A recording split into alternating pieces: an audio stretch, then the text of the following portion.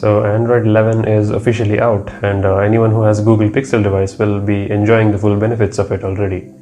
Yeah, I'm not really typically the one to make videos on new operating system updates because as long as my phone is working fine and it has all the features I need, I don't really care what operating system it's running on. But since Google seemed to indicate that they have dialed things up to 11, I thought maybe it's worth taking a look at, and these are the most notable features that you should be looking out for.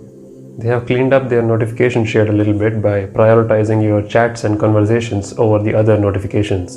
All the chats and personal messages that you've been having are prioritized now over other notifications, which makes them slightly easier to address.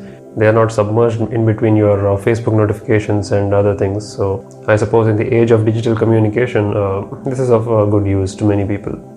They've also introduced what we have seen with Facebook Messenger. Basically, now every chat app can have its own bubble. So if you go into settings and enable the bubbles, all the chats that you get can be minimized into their own individual bubbles, which you can always access without leaving the app that you're on currently. Now, many phones with their own custom UI, like Samsung's One UI, have always allowed you to minimize any app that you want into a floating bubble, but it's good that now it's built into Android on its own. They've also made some improvements in managing your connected devices. You apparently can get to a screen by pressing and holding the power button, but I'm not really sure how this will be implemented with other devices. For instance, some phones already have their own special applications and their own screen which you can access by pressing the power button. So I think they'll have to find alternatives to this. They've also made it easier to switch between devices while playing some media. So provided they are all on Bluetooth 5.0, this should be pretty seamless. Now here's a privacy feature that's actually useful for everyone. One-time permissions, meaning that you can only assign a permission to an application to use certain part of your phone just for that one instance, and the permissions automatically reset after it's been a while since you've used that app.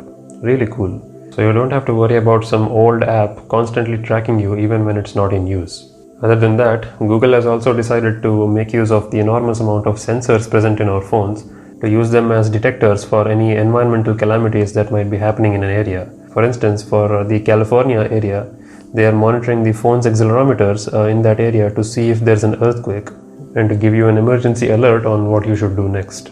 Another feature which I see myself using is the integration of bedtime tools. It's basically like combining your clock and the digital wellness tools together so you can get a sense of what has been going on in your sleep schedule. I mean, I personally use Samsung's wind down feature. It's actually pretty useful, so synchronizing that with your alarm could definitely be a step in the right direction. And that's about it.